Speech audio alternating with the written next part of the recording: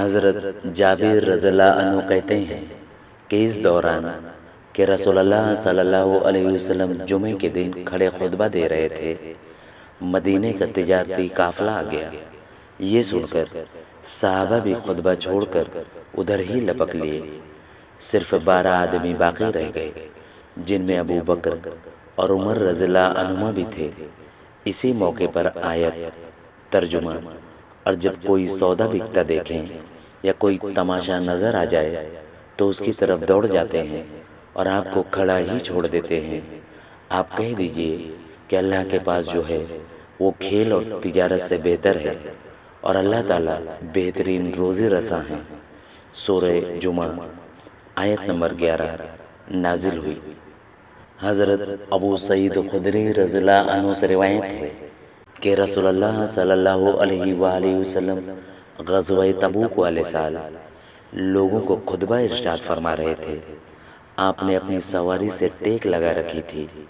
آپ نے فرمایا، کیا میں تمہیں بہترین اور بدترین انسان کے بارے میں نہ بتاؤں؟ بلا شبہ بہترین انسان وہ ہے جو اللہ تعالیٰ کے راستے میں گھوڑے پر سوار ہو کر یا اونٹ پر سوار ہو کر یا پیدل کام کرتا ہے حتیٰ کہ اسے موت آ جائے، اور بے شک لوگوں میں سب سے برا وہ فاجر شخص ہے جو اللہ کی کتاب پڑھتا ہے اور اس کی کچھ پرواہ نہیں کرتا۔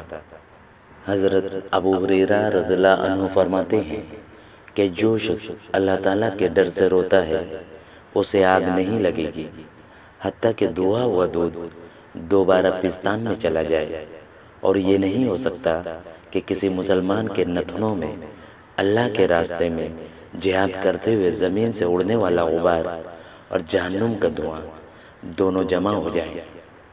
حضرت ابو ہریرہ رضی اللہ عنہ سے روایت ہے کہ نبی صلی اللہ علیہ وآلہ وسلم نے فرمایا، وہ شخص آگ میں نہیں جائے گا جو اللہ کے ڈر سے رو پڑا حتیٰ کہ دھوا ہوا دودھ پستان میں واپس چلا جائے اور دوران جہاد میں پڑنے والا غبار اور جہنم کا دھواں اکٹھے نہیں ہو سکتے۔